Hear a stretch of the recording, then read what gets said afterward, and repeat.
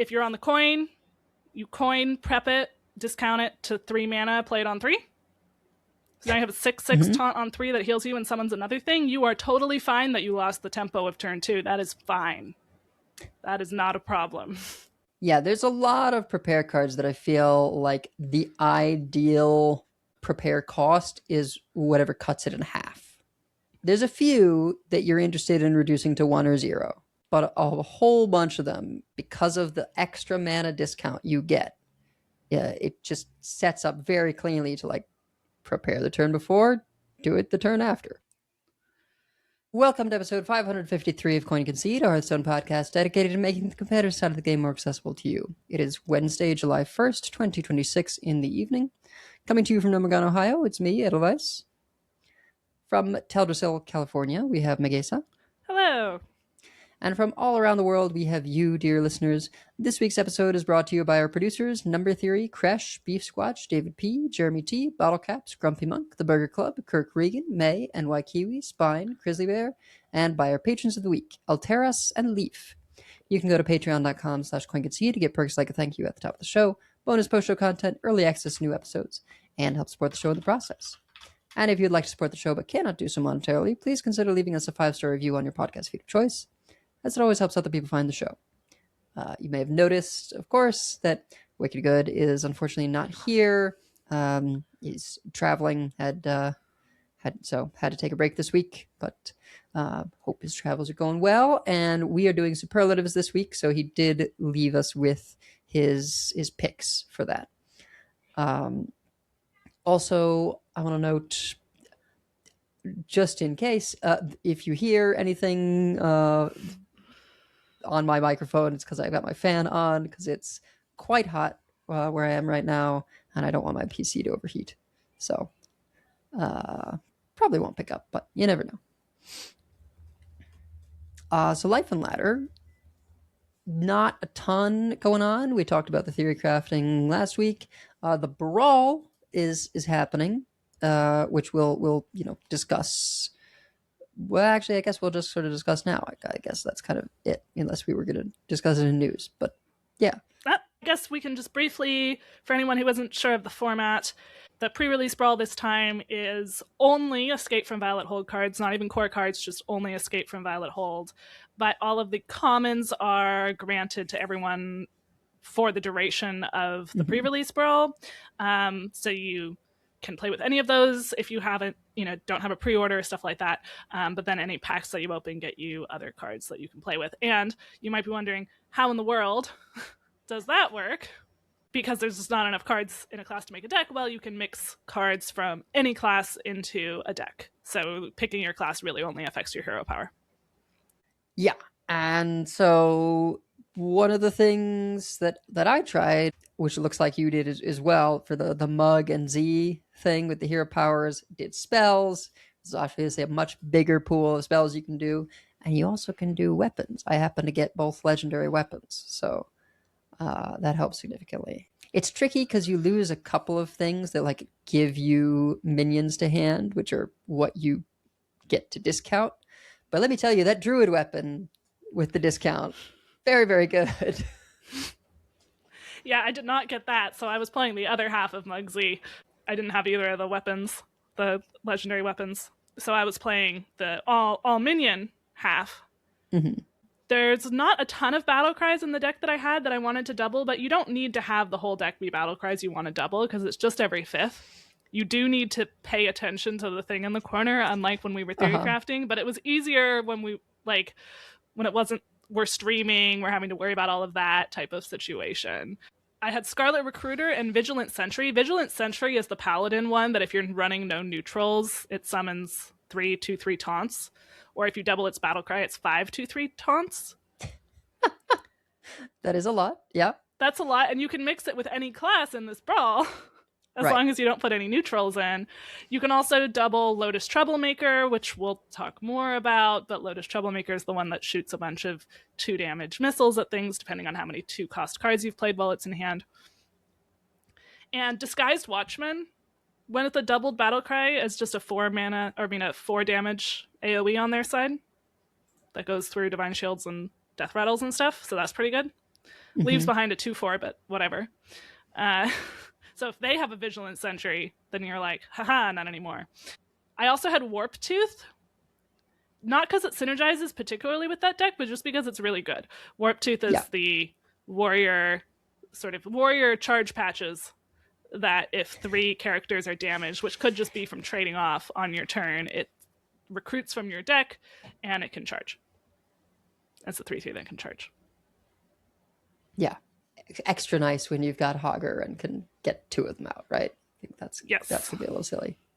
I yeah, I haven't, because of the nature of this format, like I haven't been jamming a ton of the Brawl, but the other thing that caught my eye is the Troublemaker, right? Which upgrades for every 2 cost card you've played, and with access to all the classes, you can play like a lot of 2 cost cards. And in particular, you've got the Druid, Widow's Bite, Widow's Feast, Widow's Banquet. I think that's what it is. Mm-hmm. So that's 3 2 costs in one, and then the priest spell where it's like heal 4 then deal 4, that's 2 2 costs. So you can really ramp up very quickly. There's a druid spell that costs 3 where you draw 2 minions and has an extra effect if you're at 10 mana crystals. Don't care about that. You just are trying to target your very few minions, which for me was the 2 troublemakers and Mana Storm. I had Thelina. That's probably wrong. But yeah, if you can just reliably get the troublemakers and just do everything you can to just like keep playing stuff, to keep playing 2 costs, do your best to like deal damage, clear the board, stay alive. And then I think I played a troublemaker for 18 2 damage shots. That's a lot. That is a lot of 2 damage shots. Yeah. Yeah. So 36 damage. And of course, I had already been hitting him in the face with these attacks and various things. So yeah, that was pretty good. And I feel like, I mean, I'm not tuned into the sentiment generally, but personally, this seems like a more exciting way of featuring all the cards. Well, in my mind, kind of bonus, not remotely giving information about the meta to come, because Yeah. it's just completely different. It is just completely different. I've been enjoying how you can see how the card works, and you can see some of the synergies that it's going to have, and you can do wacky synergies that break the rules, which is apropos for the expansion. I know that the main criticisms that I've been seeing, one, people are feeling like they're seeing too much Vanessa. I wasn't really seeing a lot of that, but I think maybe if you are mostly free to play and you're losing a little bit more, and then you're facing other free to play players, you like Vanessa is one of the best things you can do. They have not banned Vanessa yet. They said they're keeping an eye on her, but they want to, give free to play players a powerful thing to play with, and it's not an outlier power wise on their statistics.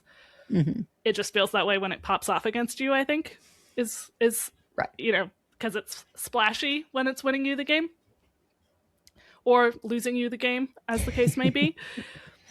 And the other critique that I have seen is people feeling like a lot of the decks are kind of samey because there's the same core of cards that people play in every deck mostly. Like the Death Rattle stuff from Hunter, a lot of that is common cards, like the one that gives any Death Rattle thing that you play, and then you play that the 1/3 that gives any Death Rattle card that you play Rush, and then you play that with like Guard Dog, which is the 3/1 Death Rattle that summons another Death Rattle, and that's pretty good when it has Rush. That's an actual combo you'll be able to do in the real meta because they're both Hunter, but you also do that with like Scarlet Bruiser and Lotus, whichever one gives you a coin, that one.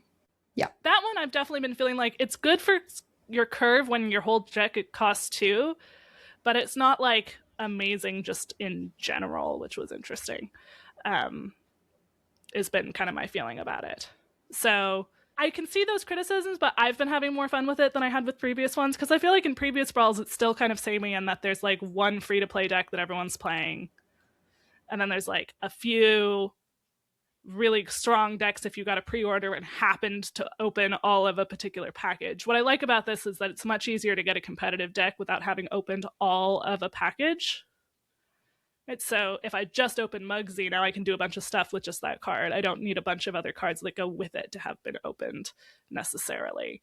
So I like that about it as well. I've overall been having a good time. Now, it probably helps that I went 18-0 today. That will make anyone feel like they're having a better time. I also, besides the sort of Z decks, I did 2 of those, one that was a little more refined.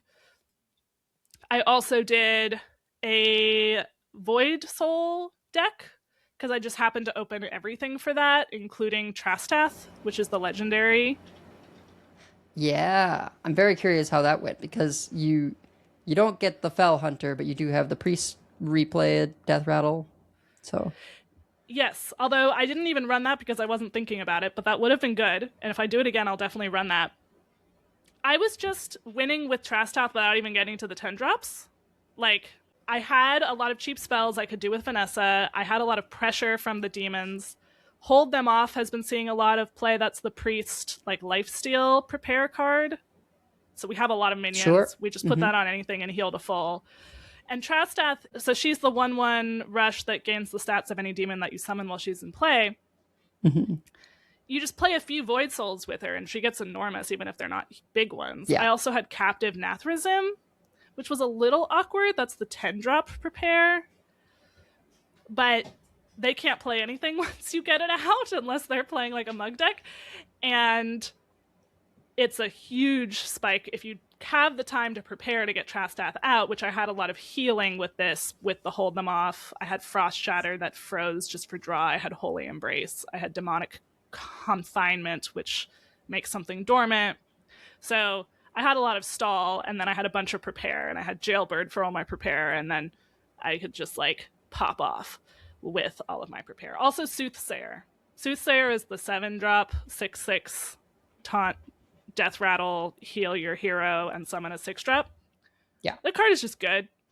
Yeah, it just looks solid in general. Like whether or not you're doing any kind of synergies, I think it's just a really solid card.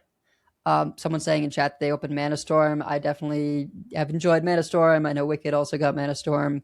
And it's that thing where like you could do a deck where it's just like Mana Storm, 1 or 2 other minions. You run that Druid spell to draw them, and just like entirely spells, because with all the classes you can, just put all the spells in, and when all your spells are summoning minions, like you have the pressure. So yeah, I expect Mana Storm we'll see some play. Yeah, I mean that could go on our sort of underrated cards. We will be doing card superlatives. That is not one we picked, I don't think, unless we could put it as his. But as a bonus, I think that is a card that's been underrated, because you don't have to have big spells with him. Like the big spell deck might be a deck, but you don't need to have big spells to go with him, I don't think. Yeah, and I guess just one last point regarding the complaints about this Tavern Brawl versus the others. I just would ask those people with the complaints, like, comparing this to before, is it not better, right? Like, for me, it's like miles better, right? When previously you had, okay, it's a lot of samey people doing the same thing, and that thing is something from an old expansion, right? Right. In this case, okay, yeah, there's some sameness. So what? Don't grant people all the commons? Like, because that's what's happening, right? Is that people are going to run the good commons because everyone has them. But there's inherently variance on a person-by-person basis depending on what you open. So, people just are never going to be fully happy. No, I've been feeling a lot more like I can really try things out instead of playing scuffed versions of what's going to be day one. And then day one will still be day one. As I know people had a lot of criticisms of pre-release brawls feeling like it was taking away the day one experience. Well, we will definitely still have the day one experience. So they have been doing a good job posting updates on socials and in Reddit, what they're thinking with the brawl, why they're doing things, why they are or are not doing balance, what they're looking at. So definitely appreciate the communication. Reddit is such a blind spot for me. It just does not exist. Oh, I don't see it unless Wicked posts it, someone posts it in the Discord, or someone posts it in the creator Discord, which is how I found it here. Alkali was like, by the way, there's a post in Reddit. And I'm like, cool, because I will never see it otherwise. Exactly. Because it was like deleted Twitter when they were starting to feed it to Grok. And then, yeah, Reddit signed a thing to feed all the Reddit posts to AI. And I was like, well, and not that I was a big Reddit person before anyway, but. We appreciate those of you in our community who point us at these things. And we, keep an eye on Discord feeds and stuff like that as well. So, one more Life on Ladder thing, I guess. I maintained top 500 and got 11x. So I'm very pleased with that. I did drop out into like the 300s somewhere. Oh no, the 300s. I was making fun of myself and my like competitiveness last time, but I am really pleased with it. It's been a while since I've been up here, and you feel the difference in the opponents, like just much less room for error. And another thing that I've noticed is that they are more respectful of you in terms of conceding. Like they don't wait around to see if you're going to figure out that you have lethal. That is the advantage. No, I assume that you know that you have lethal, and so I'm going to respect my own time and concede. Well, and also you don't get or at least I feel like you don't really get the slow death of they're playing an aggro deck, you're playing something slower, which may not be a position you ever find yourself in. But Wicked Good and I do, right? Where you're playing something more controlling, and the aggro deck does not realize they've lost. It's baffling, right? And they stick around for a bunch of turns.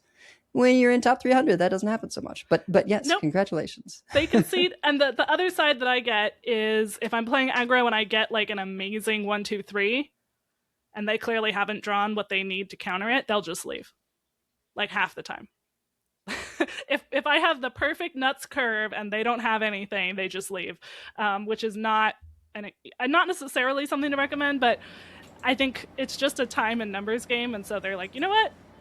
I'm probably not winning this one. I'm out. So I can definitely respect that.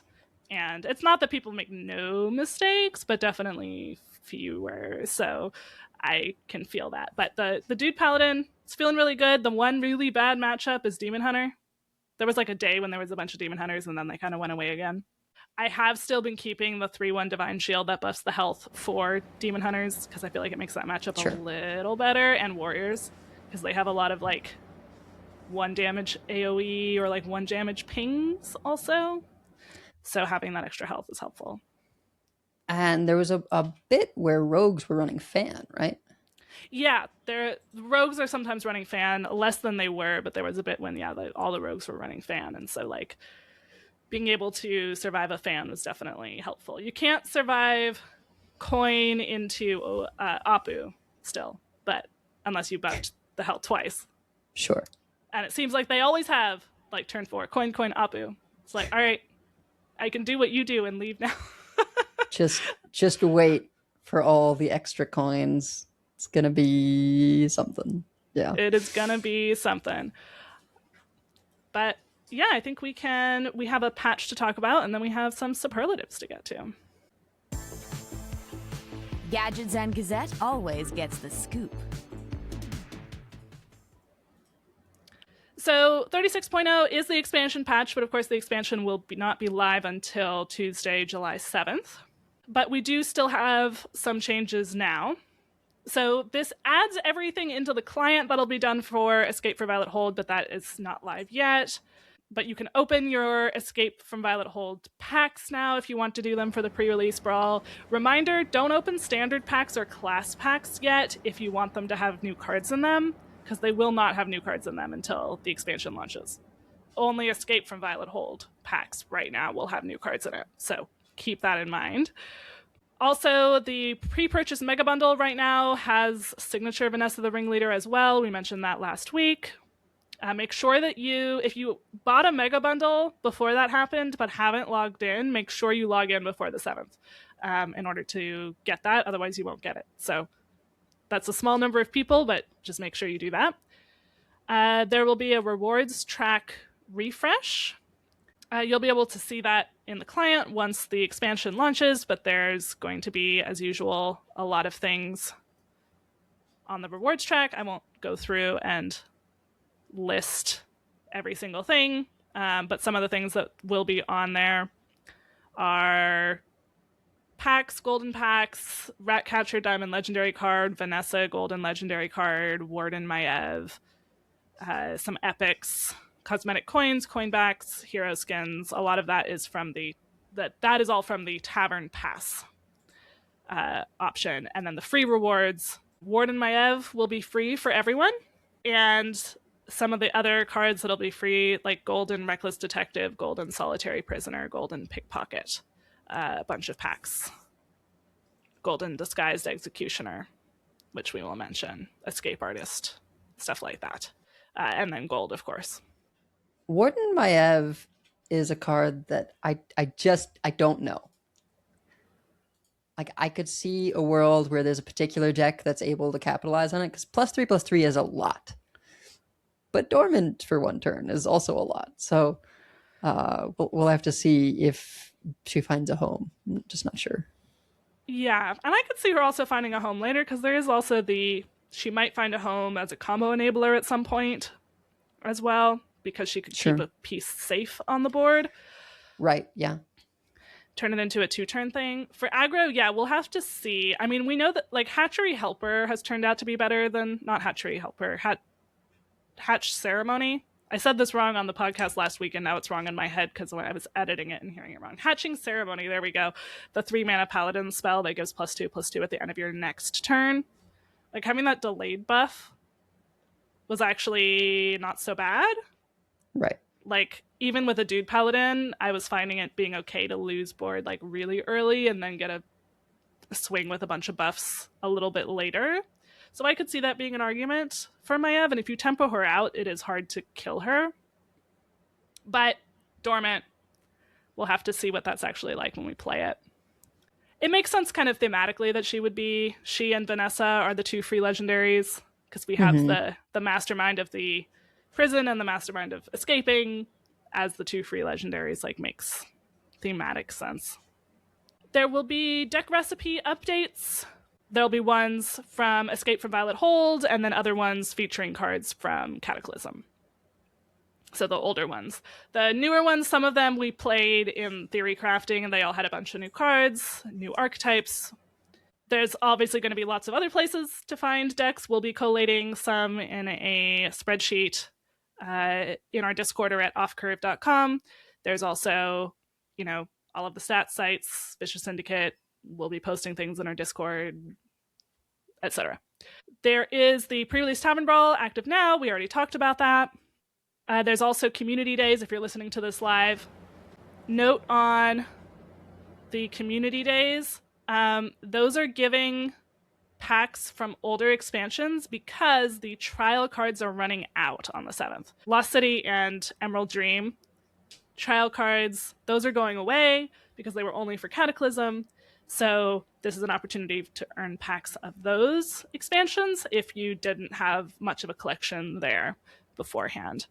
It also mentions pre-release Tavern Brawl. There's the fancy card back if you win 6. The rewards are the same as they have been in the past. So you get Escape from Violet Hold packs, Cataclysm packs if you win like fewer times. You could also get that, and then Escape from Violet Hold common cards or rare cards depending on how many times that you win. I think, is it 200 gold? No, it's 300 gold. So you do have to win 3 times to pay for your entrance ticket. It's pretty reasonable return. I do have one note though on the card back. It's not just getting 6 wins. I think it's getting 6 wins, 0 losses. You are correct. The card back, so you if you get 6 wins just in general, you get 2 tavern tickets and an extra pack. If you get 6 wins, 0 losses, you get the card back and 2 tavern tickets and the other rewards. So you can show off your 6-0 run. I do also like that the pre-release is like 6 and not 12. I know they've done this for a while, but 12 is just so hard. Yeah, like 12 is for the big heroic rewards and everything. I think it's should not be for, hey, I want to try a bunch of different stuff, right? Like, you want to be able to try things, yeah, and not be logged into a deck for that long either. There is a new legend reward added. There is a new Eternal Scarab card back that will be granted for reaching legend 6 unique times in total during the year of the Scarab, including times you've already reached it. So if you've already completed it, then you can claim your reward by visiting the achievement page.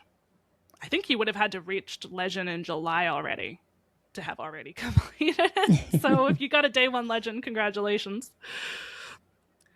Arena updates.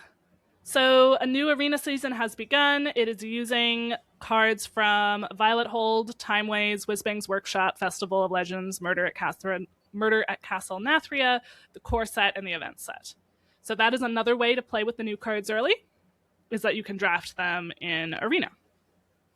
There was also a new 12-win hero skin. Good luck. it's so hard. It's so insanely hard. Like, I really wanted the mage one from last time. And I am pretty salty that I was denied it because of the bug, right? Yeah. Like, for a little bit, there was a bug where it was something to do with Death Knights, where you would win and then end back at your 11 win screen. And so I kind of lost morale after that happening. Yeah. No, that's infuriating. So, but luckily that bug is fixed for anyone who wants to try to go for this one now. But yeah, I'm less of a Nemsy person, more of a mage person. It will still grant Cataclysm packs until the actual expansion launches. Only then will you be able to get Escape from Violet Hold packs from Arena. Mm-hmm. There's some new Arena achievements. You can see those in the patch notes, but they all have a part 1 and a part 2. First, you have to open a certain number of Escape from Violet Hold packs, so like 5, 10, 20, 35, or 50. And then after you've opened a certain number of packs, then there's a part 2, which is finish an underground run with 6+ wins. And they grant tavern tickets. So if you can get at least 6+ wins, you'll have some extra tavern tickets, which should hopefully help a little bit with the gold situation of playing Arena. Yep. There's also a new Arena feature called sideboards. So cards that use sideboards can now be drafted. So such as the new King of the Underbelly card and Commander Beatrix. So you can draft them, and then they come with included cards that cannot be changed during a run. I got very excited for a moment thinking this was a different thing. Yes. I saw sideboards at first, and I was like, oh, we can make sideboards? No. We can just draft things that have sideboards. It looks from the GIF here like it's predetermined when you draft it. Mm-hmm. Yeah, I know that, like, because they're best of one, right? You couldn't have a genuine sideboard, but I still like the idea of getting to draft, like, from the start more than 30 cards and then whittling it down already. They're partway there with the after each run you get 5 new ones that you can do, but then, like, not losing access to those, but being able to say in between each of your games, win or lose, like, actually that didn't work out, let me re-strategize here. And so all the cards that you've drafted in general, you can say, you know what, I do want some of these back in, I'll take these other things out. That would be nice, but probably too hard to implement. I agree that would be nice. And hopefully they continue to work on Arena in that way, because they did that whole refresh. So they're going to have some in-game events. So we have a Violet Hold event from July 7th to 28th. Help Vanessa and her crew make their way out of the Violet Hold. Warden Maev has activated the Labyrinth Protocol, turning the hold into a shifting arcane maze. So you'll have to pick one of 3 escaping inmates to follow in an attempt to find a way out: Beatrix, Godfrey, or Azalina. Succeed, and you will get 6 Escape from Violet Hold card packs, 2 Cataclysm card packs, 3 Across the Timeways card packs, 1 Lost City of Angoro card pack, 1 catch-up pack, 1 standard pack. That's a lot of packs. And a hero skin for the character you chose to follow. So really just whichever hero skin you like. Pick that one. The easiest Beatrix pick for me. It is a great art there. Yeah. For Beatrix.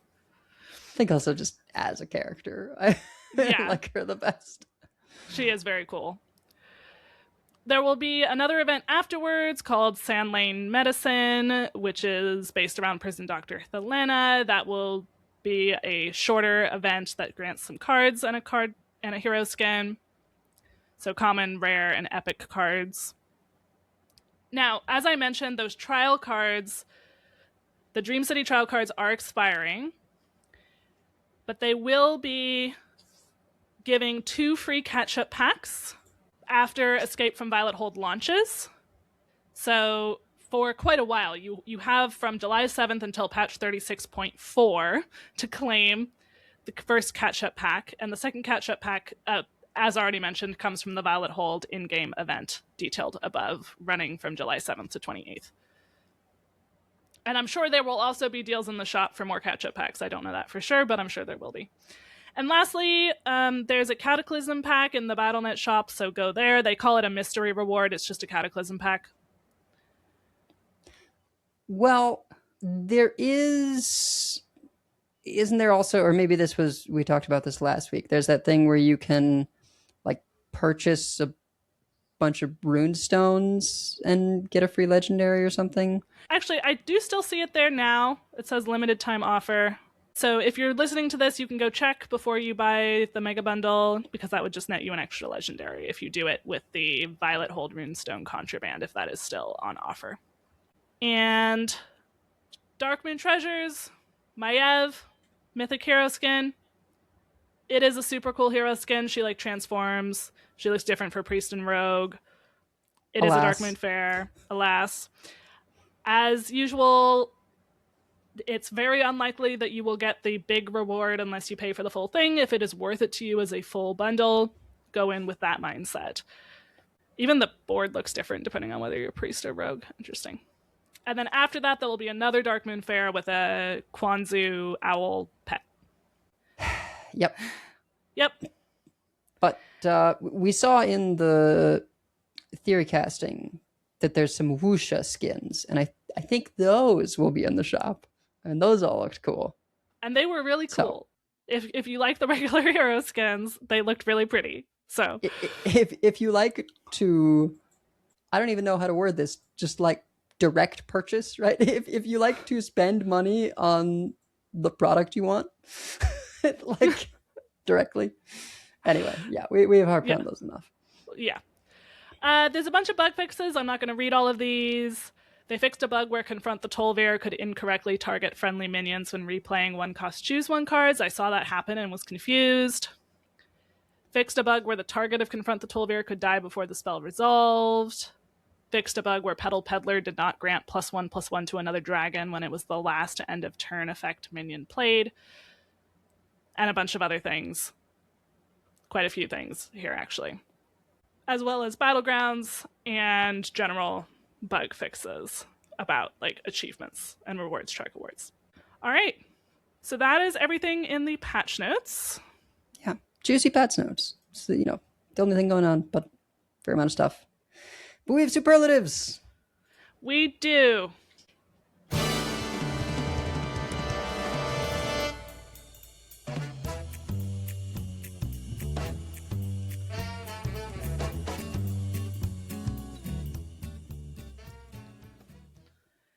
All right, so as usual, we have 5 categories. Card you can't wait to play with, card you're scared of, card you want to be good but isn't, card you think is underrated, and card you just wanted to talk about. So we also do have some entries here from Wicked, even though he is not here to talk about them. So, for card you can't wait to play with, I will kick it off with Chainbreaker Hogger, who is, of course, the warrior legendary who doubles. He's an 8-mana 10/10 legendary taunt, start of game, duplicate all other legendary cards in your deck 2 Warp Tooths, let's go. But also, I think there's a lot of other options besides. I mean, there's, of course, as an option, Egg Warrior, but that's not the. Not very exciting. Probably very good, but Probably very good, but not what we're most excited for here. However, I think there's like the full-on legendary deck, like Wallet Warrior might be a thing, and that's be fun to try out, as well as like just getting a little bit of extra legendaries for like an Enrage Warrior. I really want to try the Enrage Warrior. Like I could have equally picked like Ball and Chain, or actually Rioter. After a friendly minion survives damage, give it +1 attack. yeah. Is really solid. Just the warrior set in general is very exciting this time around, I think. Yeah. Apart from Scrappy Defender. But, you know, the enraged stuff is cool. There's a couple of clears in here that seem nice. And yeah, both legendaries. Very exciting. And together, even more so. So, and I just love that, you know, there's a hand buff card, release the beast, give a minion in your hand +1/+1. Legendary minions get an extra +2/+1, so +3/+2 overall. That way, if you draw a Warp Tooth, you can be like, well, you know, I missed out on pulling it from deck, but I get to hit even harder because of the hand buffs. Or if you do something like running Logosh and you've got 6 of them, right? All the blood fighters times 2. You can have some serious sequences of, you know, just these huge minions going one into the next. Yes, I will certainly have to try the blood fighters as well. So we didn't do that in theory crafting, and I mean, they just get so big, I think. Yeah. And the problem was always drawing enough of them, but getting 2 of them felt like almost good enough. Getting 3 of them felt like that was definitely good enough. Well, if you have 6 of them, you're a lot more likely to get 3. Right. I almost put Chainbreaker Hogger until we did a little bit of reshuffling, because there's a lot of stuff I'm interested in trying there as well. But then I remembered Commander Beatrix, and it had to be her. I hope that I can pick her up in a signature, but I already opened my bundles, so it'll have to come from the packs I buy with gold. Yeah, she's just so exciting in so many ways. I think a very, very strong card, particularly with the support that Paladin has in terms of recruiting, like the Reinforcement Aura and the Scarlet Recruiter. You know, those are not pure conditional. They're just good with 2s. And I feel like it's a card that's just going to keep paying off. You know, there's the Dirty Rat angle, which I find a little depressing, but could be quite good, right? It's a lot of stats. Scarlet Bruiser is obviously straightforward, and we saw the Archmage, which we'll see how that pans out. Not optimistic, but you know, I'd be interested in seeing, like, what if you do a Warden Maiev, and it's just like, hey, they're gonna keep coming. And one of them's gonna stick, right? And you just you know, have those huge stat buffs.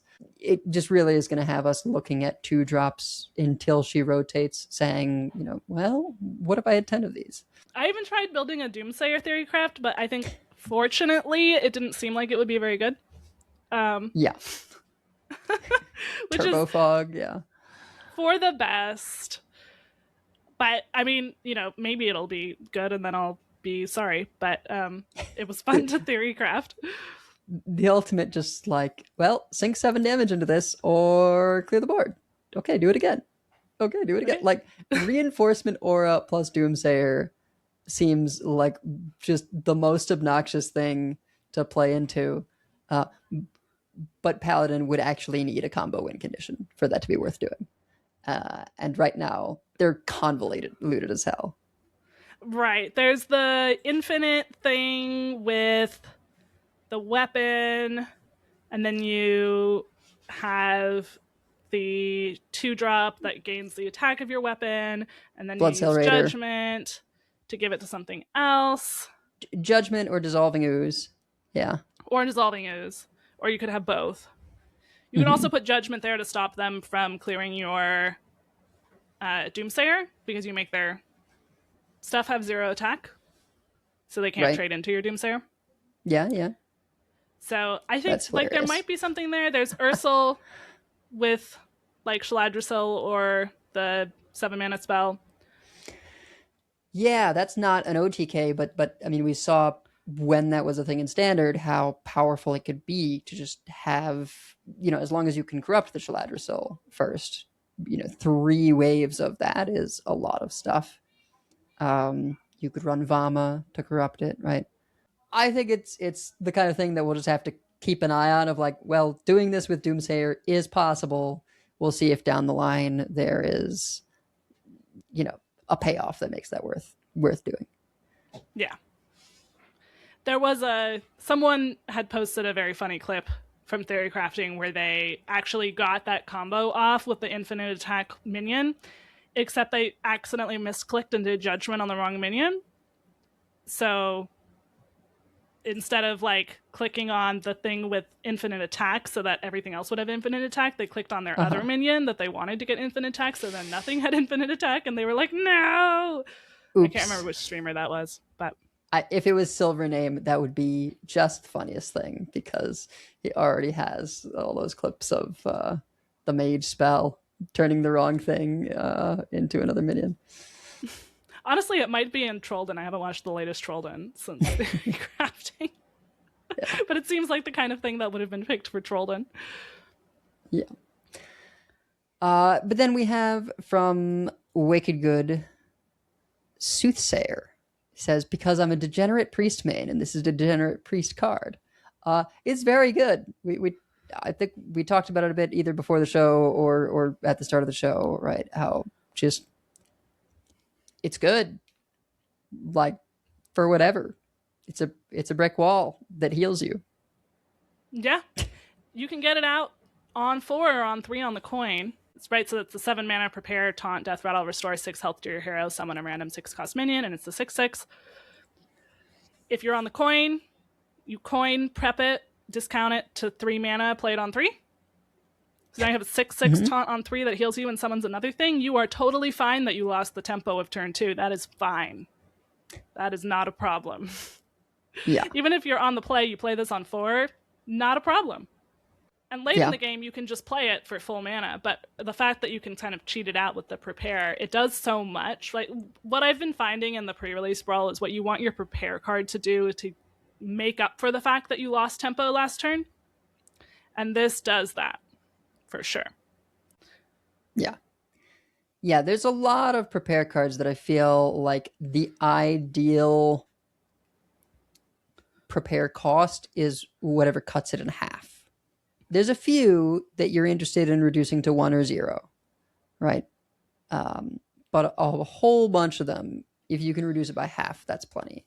Soothsayer, the warrior one that like forces things to attack into it, the demon hunter non-legendary prepare card, right? That you mentioned, the demon that taxes everything. Like you prepare for 4 mana to play it on 5. Even Morag, which we'll get into, we don't think that's necessarily going to be a thing, but or is kind of its own thing, separate from the other Warlock stuff.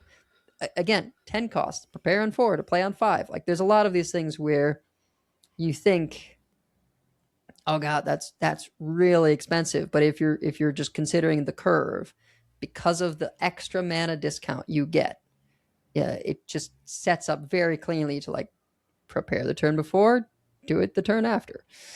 Part of why they said that they ended up giving that mana discount to prepare cards was because mana now is usually more valuable than mana later. So you can save some of the cost of the prepare card for later when it is less valuable. But if you can cheat, like preparing to be able to cheat it out on an earlier turn than you normally would be able to can be very valuable. And something I did not pick up on for Priest that I think could be quite potent is Jailbird, which discounts in your hand for whatever cards you prepare while it's there. And it'll keep discounting if you have multiple prepare cards. 5 mana, 3/4 taunt, and there's the lifesteal prepare card. So you can just prepare 4 mana with Hold Them Off, which makes it cost 0. And then the following turn, because you still have to wait a turn, you can play Jailbird for free and hold them off for free and have an 8/9 lifesteal taunt. Yep. That makes up for your having taken a little damage on the turn before. Yeah. That'll do it. Or you can drop the Jailbird early and hold them off on something else the next turn. So that makes it flexible. Yeah, I was actually theory crafting a Control Priest that's just using hold them off, Soothsayer, Holy Embrace, which is the 2 mana heal 4, and then it gives you another 2 mana that deals 4. I think I'm going to see if I can somehow squeeze Jailbird in there. I think with all of that, you don't need as many clears because you have like taunt minions that are going to heal you. And hold them off could be so much healing that I was honestly taking another look at Alexstrasza, which is the card from like last expansion, which puts you to 15 health, which is bad, but then when you heal up to full, you deal 15 damage to the enemy. I think if you did that on a turn where you had hold them off prepared and you attack face with something, you could heal up like that turn potentially. So I'd have to play with that to see if that's like too magical Christmas land, as Wicked would say. But it was at least making me look at it because in the pre-release Tavern Brawl, the hold them off is just so much healing. It's just like a ton of healing. So. Yeah. And that would be an additional way to have a bit of damage that sometimes that Control Priest can struggle to get the last bits of damage out. So I was experimenting with a Control Priest list, and I'll probably post that before day one. And Wicked will probably tell me I'm building it entirely wrong, so I'll get his input as well. Hold them off with the Colossal for Priest is also probably just a clear every time, right? Because the first hit probably heals you to full. And then it's just going to heal itself back up for every other minion that it clears. So, but then, yeah, looking at our past picks for you, Confront the Tol'vir, that panned out. For me, Nostormu Bronze Aspect, that also ended up being quite good. Yep. I probably played with it more than you, but maybe, yeah. I played a fair amount of, Gelbin, the Aurora Paladin, with it. Mm-hmm. And then for Wicked Good, Cleansing Cleric, unsurprisingly. Which did end up being a good card in that deck. For sure. Yeah. Confront the Tol'vir, I remember I almost put it for card you're scared of, and I'm still scared of it. I am more scared of it now than I was then. Even though it's been nerfed. Yeah, it's still good. Speaking of cards we're scared of, we could put Warp Tooth, which I know is a card that you and I are both excited to play with. But it says this really doesn't seem that difficult to get summoned, and that's a lot of damage when you're doubling them. That's true. Seems fun. That is true. When you're doubling them, it is 6 damage, 6 charge damage, and it leaves a couple of 3/3s behind. So, yeah. And my experience is that it's not that hard, to get out, especially once we have the actual synergy going on in Warrior. I'm sure that'll be more so. Yeah, I don't know that this is going to end up being like a thing that makes its way into the actual day one decks, but people are running the Raptor where you like pick a bonus effect and one of them is plants. Mm-hmm. And so you just play that on 2. They probably don't want to kill it. And so you attack something with it and then use a whirlwind effect to kill off the 2 plants. And that's turn 3. You've got your 2 Warp Tooth out. And it's a lot. It's a lot on turn 3. That is a lot on turn 3. Yeah.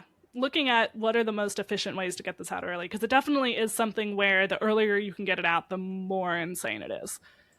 Yeah. Is it just like builds you such a board? Like you don't mind, killing off your board on 3 if you're getting Warp Tooth, plural, out of it. Conversely, my pick, which is sort of a simultaneous scared of, and I'm also very excited to play with it, Lotus Troublemaker.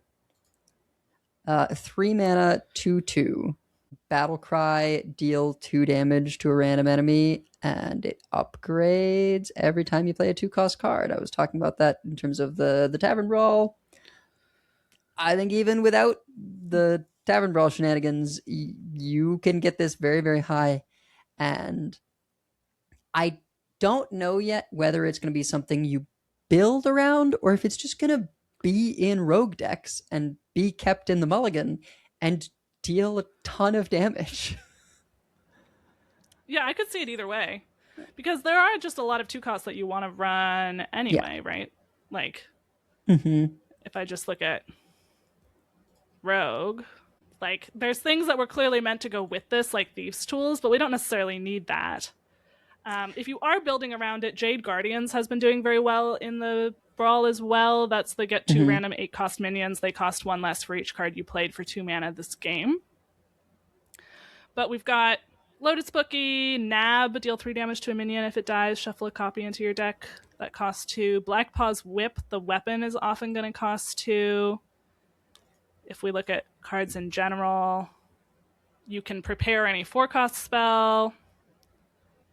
You've got the Imbue Your Hero Power card, Crystal Tusk, Flashback, Foxy Fraud, Fan of Knives, Map. the Herald spell, Nab, which is deal 3 damage to a minion. If it dies, shuffle a copy into your deck. That costs 2. That card seems quite good, actually.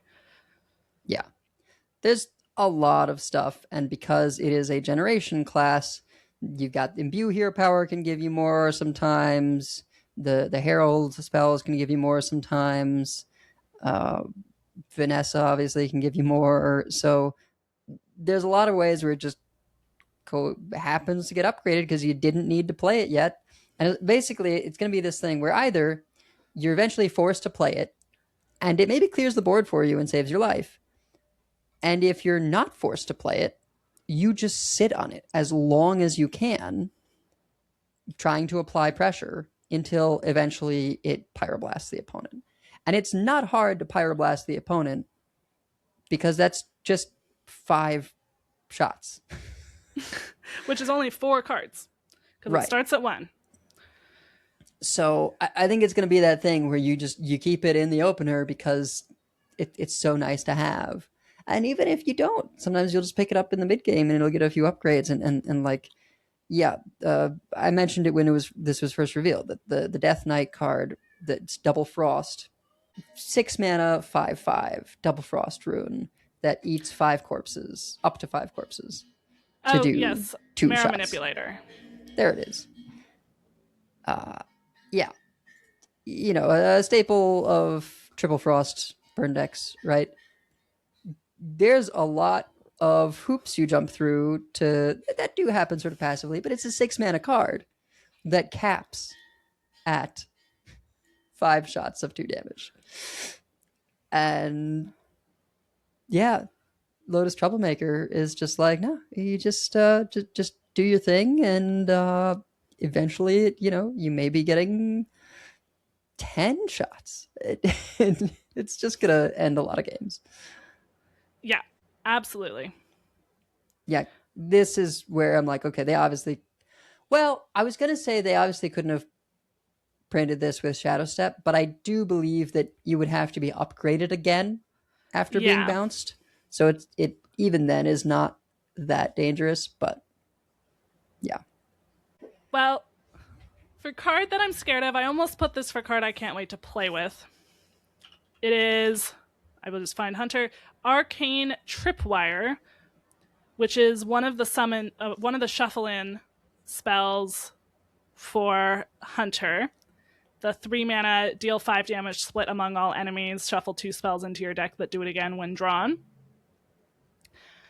That, plus actually the other Tripwire that summons 5-drops, they just seem like really good additions to current Face Hunter, as well as when you combine it with the 1 mana weapon that draws a spell that didn't start in your deck or a card that didn't start in your deck, and then that gets replayed by Confront the Tol'vir. That adds up fast, and Face Hunter can already do a lot of damage and just burn. This gives them even more like speed, but also reach if you start clearing their board. Combine that with the fact that now with the Ratcatcher, they can get more Confront the Tolviers as well as more Tripwires. Yep.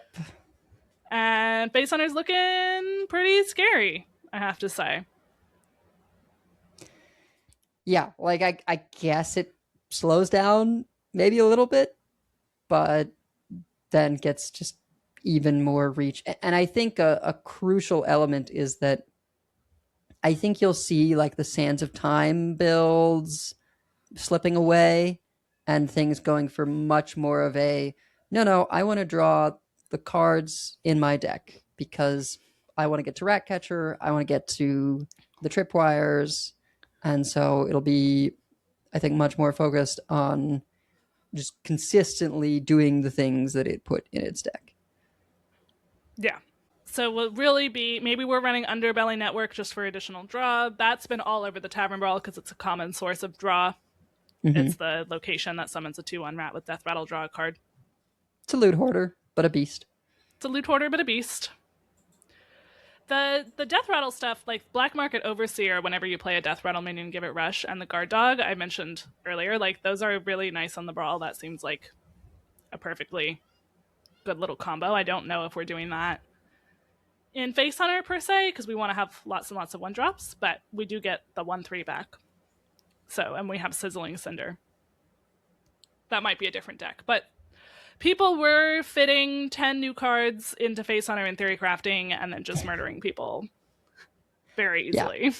Well, and the weapon, getting that back in Confront the Tolvier is quite nice. Yes. It's additional draw and Confront the Tolvier, right? It draws a spell that didn't start in your deck, and it gets you a Tripwire, which also then casts when drawn and gets you another card. Pretty good. There might even be instances where like you're forced to use up the weapon without it being able to draw anything, but it's okay because you know you're going to get another one from Confront the Tolvier and, you know, pick up that draw later on. If they end up needing to nerf this deck, nerfing Smuggled Shovel, like they could make it like a 2/2 or something. 2/2 for 2 mana or something. And suddenly that's way worse because it doesn't get played by Confront the Tolvier. They could even make it a 3/2 for 2 mana and it's like a nerf because it doesn't get replayed by Confront the Tolvier. But we will see. I'm sure that like that's a feature, not a bug right now, probably. Yeah. All right. So last time, Wicked had been scared of Talanji's Last Stand. Fair. It's going to get worse. And it's going to get worse, yes. We talked about the Unholy Death Knight last week. Like, with the Tower of Ghouls, the 2/7, that just summons a bunch of ghouls. Whenever it's hit, like 2 ghouls fall off the top of the tower anytime that it takes damage. And then you Talanji's Last Stand that. I could be wrong, but it feels like the kind of initially low play rate and then just destroys everyone, and so people start playing it because they want to win. Yeah. Unholy aggro DK doesn't seem like it'll have a high play rate to start with, but if it destroys people, it seems like it will punish jank. In general, listener, if you want to win on day one, if you are someone who enjoys aggro to some extent, aggro tends to just really punish people on day one. So if that's your goal, you can do that. Last time, Edel, you said Soldier of Cho'Gall for Egglock. Didn't end up being good as Warrior. And that was a good example of theory crafting meta is not real meta. Yep. That's what I was trying to think of last week. Of like, what was the Warlock deck we were all scared of that then wasn't that scary? It was Egglock. I guess I'm more worried about Egg Warrior still with the new expansion, but yeah. And last time for card you're scared of, I said Wickerfang. I said I'm afraid that it'll be too good and get nerfed. Well, it didn't get nerfed, but everything around it did. Like, literally so many cards around it. So I'll take it as being right. All right, for card you want to be good but isn't. This one, it's more of a, I think it's overrated, and I actually kind of stole this from Edel, so I'm going to blame you if it's not true. King of the Underbelly. which is the legendary beast for Hunter, 6 mana, 6/5. While building your deck, pick 3 contraband beasts. Battlecry, discover 1. It costs 3 less. So there are some, and as a note, those contraband beasts are beasts that you couldn't have normally put in your deck. So class cards that are not Hunter. So non-Hunter, non-neutral beasts, basically. There are a lot of good beasts in other classes, right? There's Draco Rex, there's Tortola, there's Ursol, maybe. There's, all of those, like, wild gods. So, like, there's a pool for this. And it costs 3 less, which is something that does make a difference in that maybe you could cheat one of those out earlier. The only problem is that King of the Underbelly costs 6. That is a lot more than ETC did. Yeah. It means you can't really, just play. I mean, you can, but, you don't really want to be putting techie things in this or, survival stuff. You could put Pterodax in there as an emergency escape button, but you're spending 6 mana for the Pterodax. You'll have the corpses, but... Yeah, what you gain in flexibility, I think you lose in functionality. I think you kind of have to have the Pterodax in there as a, okay, this is a tempo play, I guess, sort of, because you get lifesteal you wouldn't normally have, and you can probably play it right away alongside your poorly statted 6-drop. But I think that Hunter also not necessarily known for its defensive tools, right? Just taking sort of a turn off to find your win condition, I guess, or sometimes another thing. I don't see the vision. I think it would be a much different, less flexible, but perhaps more playable card if it said, if it was in the deck building phase, you pick the one thing and it was start of game, shuffle that thing into your deck, right? Basically he would smuggle the card into your deck, and then it was you were just running it normally. Then I could see an argument for Ursol, to replay Animal Companion, or Omen's not even really a win con, but yeah, you can get a turn 7 Omen if you go turn 6, turn 7, right? Because it costs 3 less. But sure, yeah. I missed that part, but it's a big upfront tax. Yeah, it is a big upfront tax. The fact that it costs less, lower Atlasaurus could be there as a defensive measure. Actually, probably you're just running Draco Rex as a defensive measure. You can run Ashamain if you just want to be a Demon of Chaos and make your opponent question their will to live. Agamagan could be with some sort of combo thing. I mean, I'm sure Sidisi will try every possible thing with this. So if there's something good, we'll find out. Yeah. I just don't presently feel like it is way too much work in terms of spending 6 mana for a no keywords 6/5. But maybe certain meta adjusts to something slower, and maybe you can do that. But yeah. And there might end up being some sort of combo thing that you can cheat out earlier because it costs 3 less or something. Mm-hmm. All right. Well, what did you pick, Edel, for a card you want to be good but isn't?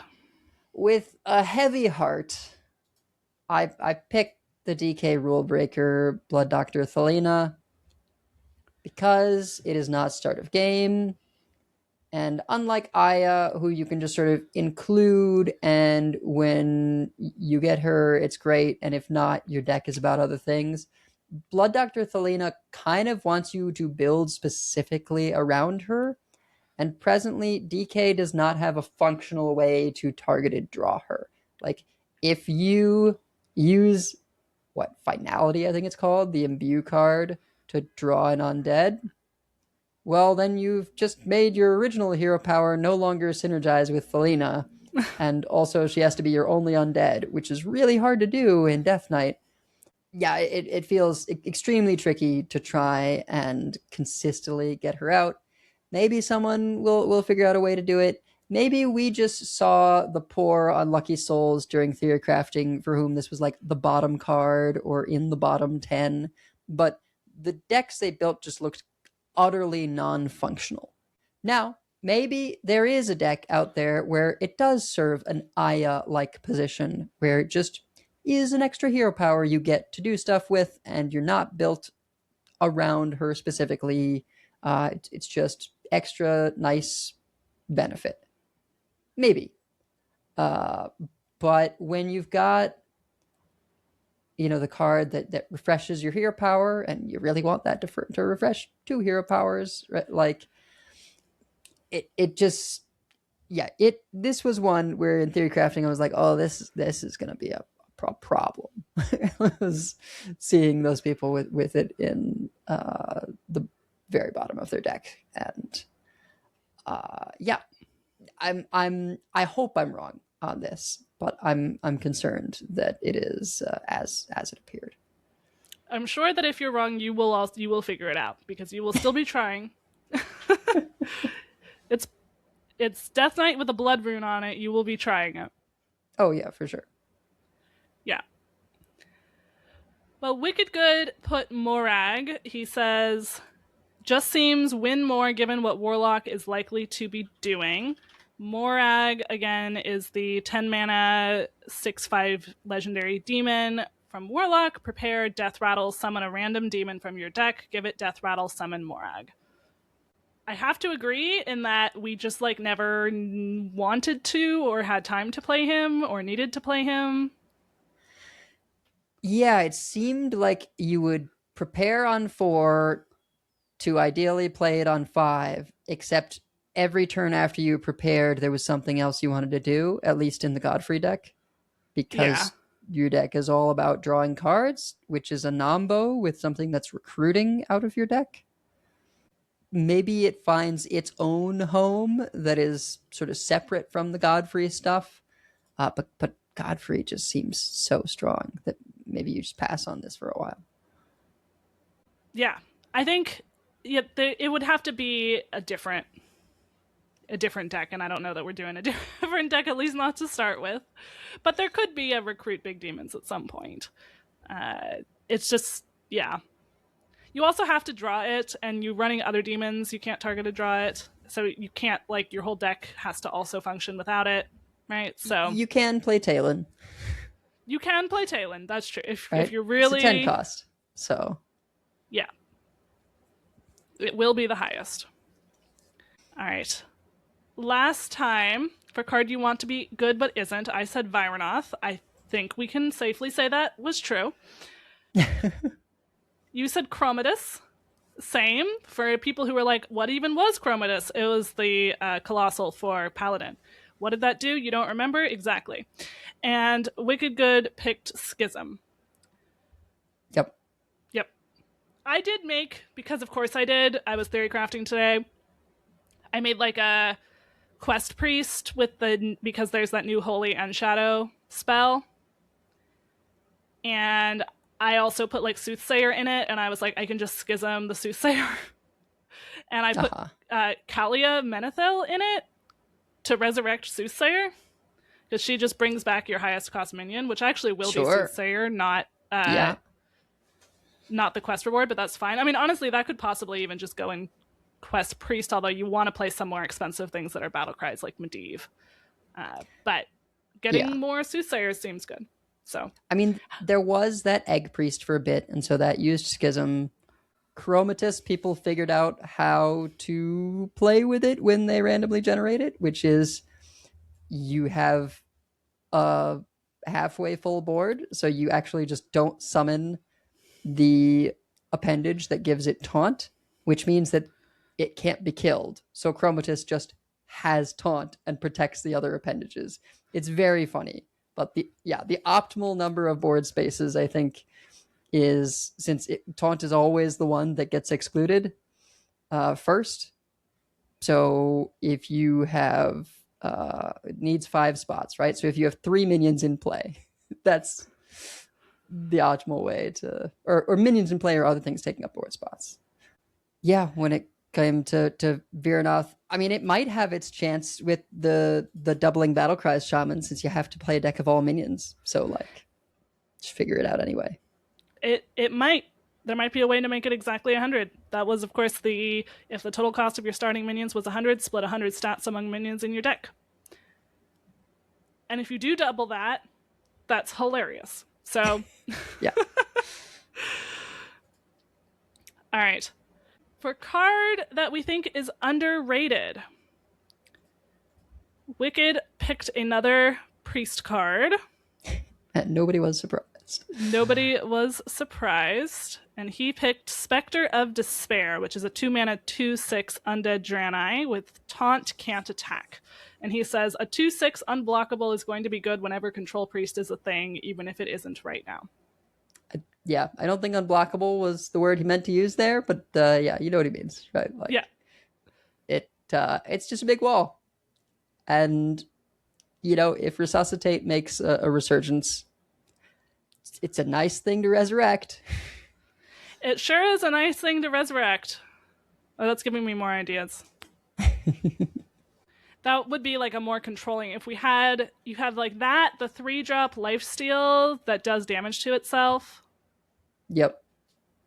We just need a 1-drop that we want to get with Reborn. Maybe like Sizzling Cinder or the one that gives you a holy spell. Could be something there. And Edel, what did you pick for a card you think is underrated? I picked Disguised Executioner, which I have not heard anyone talk about because it's a neutral. And there's a lot of very interesting neutrals in this expansion. I feel like this is actually quite a lot of power in neutral, more than we've seen in a while. And Disguised Executioner is the neutral traitor. I forget what they're actually calling them, but it's a 3-mana 5/4 that can be played on either side with Battle Cry, destroy a random adjacent minion. So obviously if it's played on your side, you have to blow something else up. Now, if you don't have anything, it's just a 3-mana 5/4. If you've got an egg, you pop the egg, and congrats, you've got, you know, a 4/4 and a 5/4, or whatever else was in your egg. So that seems good. And then in a pinch, right, later on in the game, whatever, you can just, the opponent tries to play a taunt to save themselves, and you say, no, I'm going to destroy it, actually. You know, in the same vein as Violet Punisher, which we talked about before, stealing keywords to you know, remove taunt and things. I mean, this can do something similar, right? Where you're just like, actually, I can't handle that elusive 6/8, right? Like, you just, you know, it gets rid of problems. So I think that neutral in general has some gems this time around, and yeah, I would not be surprised if Disguised Executioner makes its way into some egg decks, and, you know, potentially even others. Yeah. I mean, even something, I had an Arachnithid. I don't know that this one's going to see much play, but it's a 7, because it's 7 mana, but it's a 1/7 rush. All friendly minions are poisonous. That totally cleared my board in the pre-release brawl. That is relevant as a 7-mana beast, right? In that pool for the Animal Companion upgrading deck. Yeah, that is true. Getaway Hog Driver, draw 2 cards if they're both minions gain charge. Frantic Forager, get a random playable spell. It is temporary. So, like, in Warlock, this gives you more stuff in your hand, but also, like, you can just get 0-cost spells, and that's just, like, Prep, Backstab, and Static Shock, I think. Yeah. So, and, you know, never mind that there's just a neutral auctioneer, that whatever class ends up with a deck of a lot of cheap spells that they want to draw into some kind of win condition, like, it's there. it's just there, biding its time, lying in wait, seeing who the greatest bidder will be. I said for card you think is underrated. This might just be because I'm biased because it totally saved me in a game 6 in Brawl this morning. But Hex Marshal is a shaman minion, 6 mana, 6/6. Battle cry, get a random spell that costs 5 or more. If your deck started with no spells, it costs 5 less. So this is really for that Z shaman. So you can double this and get 2 spells if you want, or you can double something else. But the big spells that cost 5 less are pretty good. So I was finding that fine to play a big dumb guy because I was having plenty enough tempo with other cards. And there's some good big spells. Like I got a Flash Flood that completely saved me. Yep. Because I was free. So if you get one that costs 5, you can play it that turn. If you get 2, you have a better shot of getting something that you want. There's a lot of clears in that pool. So it can be right from any class. There's some solid hits. I'm kind of skeptical on it, but maybe it's good enough. I mean, when you're discounting that much mana, you don't want to overlook. Yeah. And I mean, I don't know that it's like super good. I just think it's worth another look, right? Like, I don't think it takes much to call this card underrated because I don't think anyone's rated it at all. So maybe I am just biased because I had a couple of good outcomes. But yeah, lots of clears in that pool. You could get a Shaladra Cell. That's easy to corrupt if you get lucky. It is a very wide pool, though. So yeah, there is that. All right. So last time we had said for cards we think is underrated, Wicked said Stormbinder, which I think was the one of the nature spells shaman cards, the 5/5. That was another thing I think that looked better in theory crafting than it ended up being. Was that nature spell shaman, like damage your minions with nature spells? Oh yeah, the 5/5 that summoned 5 drops when you hit it with nature spells. Yeah. So that one seemed pretty powerful in theory crafting, or at least somewhat powerful in theory crafting, and shaman just had better things to do. Volcanos is what you picked, Eloise, and as underrated, and I think you were right on that one. Like people didn't have it in the burn mage at first, and then they realized, oh wait, cheap fire spells is good in a burn mage. A lot of fire spells deal damage, and if they cost nothing, you can play them with spell damage. Yeah. Turns out that's good. And I said Earthen Drake as underrated, which finally I have been vindicated because it has finally gone in to be like a VS meta breaker in the new version of End Eternidin. It is like a 1 of, right? No, I think it's a 2 of. No? Oh, wow. Okay.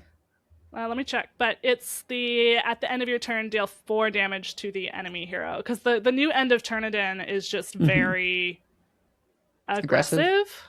That makes sense. So let's see. Is it 1 or 2? Because you've got the It thing is that 2. summons Divine Shield, Silver Hands, so that lets you be more proactive and rely less on the ramp. Yeah, you've got a lot of cheap minions. You've got flight maneuvers. And then your end of turn is just Spearheart Sentry, Earthen Drake, Nozdormu, and Scalebreaker Bulwark. And Scalebreaker Bulwark is the top of your curve. And that does face damage too. So you're just really pushing, and you're using Bulwark so to let you push. Cut the Gelbin stuff. Interesting. Yeah, it cuts all of the Gelbin stuff. And it's not even running the double end of turn aura. Wow. I guess because sometimes that was awkward to play because you would get a little behind while you're setting up for your end of turn swing. And this is just like, I'm just putting on pressure. And that's how I'm going to get my Nozdormu to stick. Because I just imagine with recruitment aura and that stuff, right? Yeah, that's true. I think there's definitely an End of Eternidin potentially just like add the recruitment aura and a little bit of stuff.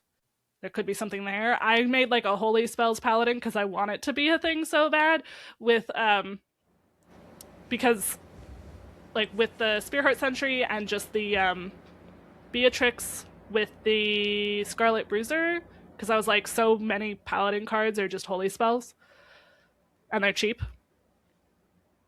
So I just made a lot, like, sort of like a value paladin that also has like Ido and Creature of the Sacred Cave in it that give you like holy spells that you can cast on things.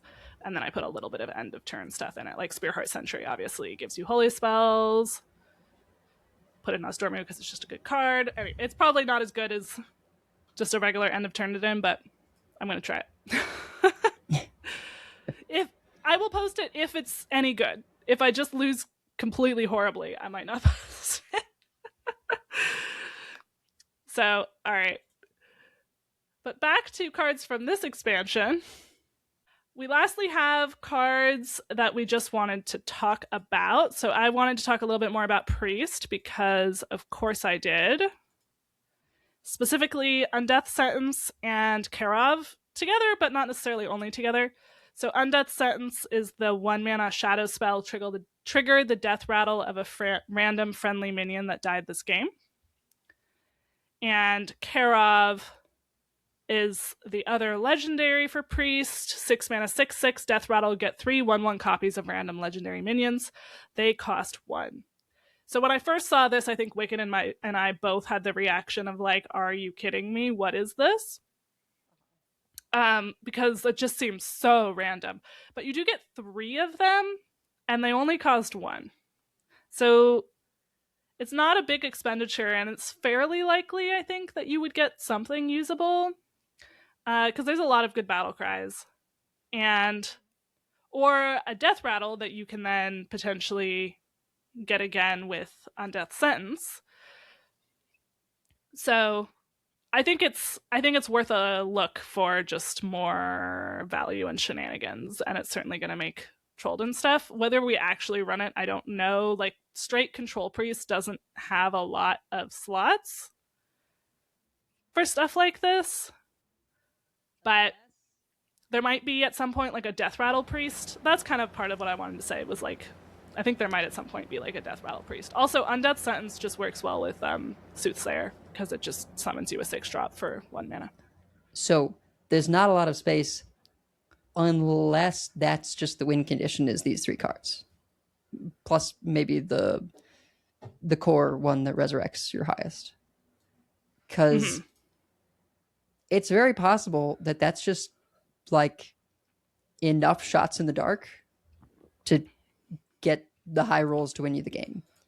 And the misses don't feel as bad because they're not clogging up your hand with the, you know, high mana cost vanilla stats, right? Like, that's always what sucks with random legendaries, is when you get the ones where it's like, well, this doesn't do anything for me, and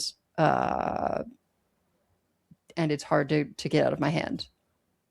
But if they're 1 mana 1/1s, yes, that means certain things can't really do as much for you. But any battle cry, right? Like all the rule breakers from other classes, you can play and benefit from. All, you know, you mentioned death rattles. I might not want to do it with death rattles until I've had Karov die once or twice, or like actually, you know, get the benefit of that a few times.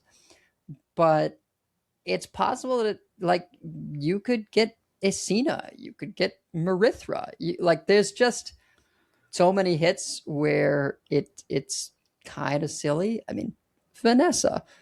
I wonder if, I mean, it would be so funny if like that's how you control Priest. Is it's just that 3-card package of Karov the Broken and Undeath Sentence.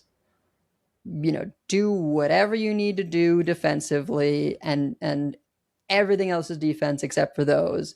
But then that is enough. You know, plus imbues, right? Because why not? And then that's enough to just get there. Like, Wicked would be so mad. I mean, he would play it still. Yeah, as Wicked would say, it is the monkey paw curling. But, I mean, part of what I'm thinking is like I don't know that it's like Countess was a really good card. Countess did like there are definitely legendaries that are better at their full cost. And full stats. And yes, at their full stats. The full cost part is not better. The full stats part is better for some legendaries. But there are, or like Draco Rex is not a great hit if it's a 1/1, or Tortola. Sure. But there are others who are. Archmage Antonidas. You could, if you get Tortola and it dies, well, now your Korea resurrects Tortola. That is true. There's not, I think that is the only resurrect right now, apart from resuscitate, right? Which are just small things. But because they're all one, it's pros and cons, right? You lose out on benefits from stats, but then you can also just throw it out there and move on. And then, there's just going to be some big hits, I think, like Vanessa, like Isina. You can't get care of again, but you can get Mana Storm, you can get Aya. I wouldn't be amazing, but it'd be okay. There's just a lot of crazy shenanigans that could happen. Yeah, we'll have to see. On average, how often do you just totally whiff? And even if that's not it, I think Undeath Sentence, replaying Death Rattles, is something that, whether now or later, is worth keeping an eye on. Yeah. Well, I have a more unsuspecting pick, I guess, here, which is Concealing Confection. It is a 1-mana, 1/2 mech that says Death Rattle, get a random weapon. Why do I care about this card? It's neutral. And so any class can play this in their aggro deck, probably their aggro deck, to get a weapon. And we've got a couple new legendary weapons. There's the Druid one, there's the Shaman one. And in general, I feel like most of the weapons right now are pretty solid. Like, there's a few mediocre ones, but largely they're all quite reasonable. And it's just extra damage in a class that wouldn't otherwise have access to a weapon. Now that's particularly important if you are perhaps playing the attack druid, not necessarily a chef one, but just having access to, like, you're playing an aggro deck that cares about attack and attacks, and so getting access to weapons can give you that extra bit of burst damage. I would be surprised if this doesn't make its way into some aggressive lists. I hadn't really been thinking about it, but that makes sense, because there are classes that are aggressive that don't really have weapons, and weapons are very good in aggressive decks. You mentioned Chef Nethrek, and that is one that I almost put and then forgot to talk about. But just real quick, that's the Druid one. I'm also scared of that. It's the Druid one that gives you 10 mana crystals on turn 6. Now, one thing I did notice facing against it in the Tavern Brawl is that if you can survive the onslaught on 6 and 7, their advantage over you narrows as you get further on and closer to 10 mana yourself. But when we're in the actual meta, where we have access to things like moss binding, it can be pretty silly, at least in theory crafting. Again, theory crafting meta is not real meta, but it looked pretty silly in theory crafting, and it has been pretty powerful in the pre-release brawl as well. And I think there will be potential for people to really min-max on day one with Chef Nethrek, in terms of, like, okay, is it better to just be turbo aggro with a few payoffs? Should we tunnel vision on Azhar's Triumph, right? And say, actually, we run a lot of draw, we run a lot of spells, and then we targeted draw the doubled stats big minions for the payoff once you get to that 10 mana. I could see it going either way. Yeah. And I like that there's so many sort of build around cards where there's more than one option that we can try out, at least early on, to see what's better. And things might emerge. Like, End of Turnedin was just auras for a really long time, and then suddenly now there's a different build that's outperformed it. Now the meta has also shifted, but Yeah. things do get discovered later. So that's me sneaking in an extra card. Sorry, it's a card I wanted to talk about. We'll give Wicked the last word here. I'm so glad he picked this. Corrupted Archmage. Archmage? We'll say that. Or, sorry, not corrupted. Captured. He wrote corrupted, but it is actually captured Archmage. That shows what he thinks about it. Captured Archmage is a 2-mana 3/2 with Death Rattle. If you had 4 other captured Archmages die this game, cast Fireball at a random enemy. He says, this is either going to be super cool or we're going to be sick of it in 2 weeks, and I honestly can't tell which. Yeah, that's fair. I think that it's not going to be good, but, you know, obviously there's built-in potential with it's a 2-drop, so you can use it in Paladin and get 10 of them.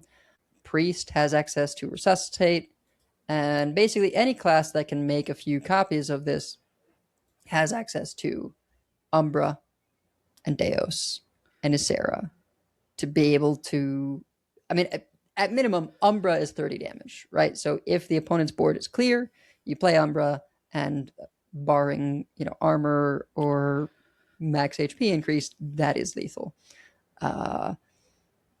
If you got 10 of them, you're probably doing a few fireballs along the way that whittled them down. And yeah, for anyone, right? If we talked about how if you Deos plus Umbra in the same turn, that's just 20 fireballs. Yeah, which will clear their board and kill them. You can have some out and play Vama in Paladin and kill everything and go face, unless they're a Paladin, in which case you're sad, I guess. But yeah, if you have a board clear, and this is something, it seems to make the most sense in Paladin to start with, but there might be other classes at some point that can make use of it. Yeah. Well, that's, was there anything else for you? I think... Nope, I think that'll do it. I'm excited for day 1 and really trying out the new expansion, so... Yeah, I would say Cataclysm, I was excited about the vibes and that it really seemed like we were starting to turn the ship around. But it felt like we were still in process of turning the ship around. And so, you know, some things didn't land as high as I would have liked. And Violet Hold really feels like, okay, this is 5-set meta hype, right? Like, these are some powerful cards. We've got a few powerful cards. We can really start making some truly powerful decks, and so I'm very excited about that, and just the variety. That, yeah, I hope that optimism pays off. Yeah, we have many folks who'd like to thank. Check out our thanks section on the website at Concede.com. You can also find our contact info, our show notes, and our Patreon information. And I'm realizing that I think this is not a thing that exists on the website anymore. I'm not, but that is true. At least not right now. I intend to make an About Us section that includes our thanks again, but I need access to the backup of the old site, and Wicked has that. So, and he is not at home at his computer. In progress. You can monetarily support our show at patreon.com/CoinConcede. Join us every week live by following us on Twitch at twitch.coinconcede.com. Join our community chats in our Discord at discord.coinconcede.com. Write into our email at coinconcede@gmail.com. Follow us on Blue Sky at CoinConcede. Subscribe to us on YouTube at youtube.com/@CoinConcede. And if you'd like some CC swag, head on over to our shop at shop.coinconcede.com. Haha, it's fixed. Yeah, cool. CoinConcedes.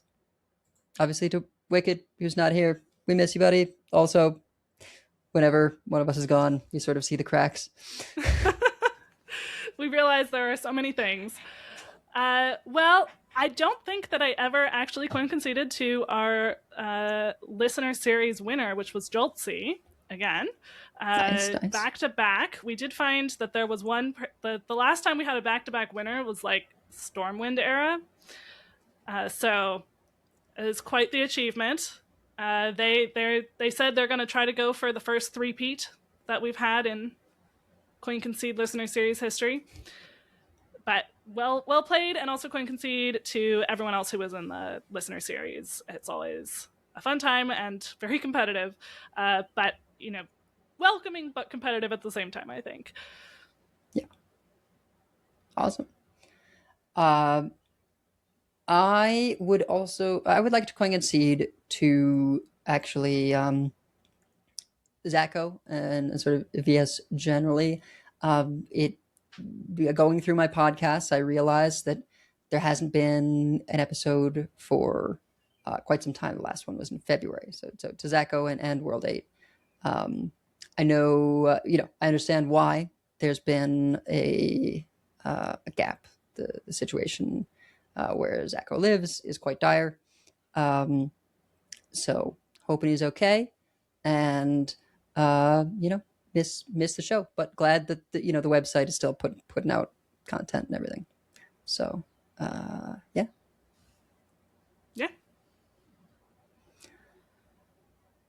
Oh gosh, we never determined who's gonna do this. We don't come up with these. The Coin Concede, the keep calm ands. Oh my. Let's see. Have we done? I should have been spending the whole show thinking about this. That's this one's not especially clever. But I can say, keep calm and break your chains, and if you see us on ladder. Are we swapping the order? I feel like you get to jump the order. Oh, okay. That's true. I have to go. Okay. I'll start at the beginning. Keep calm and break your chains, and if you see us on ladder, Coin Concede. Coin Concede.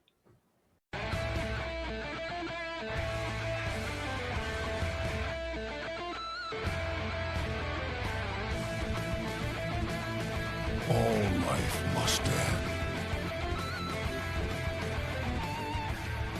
I yield for now.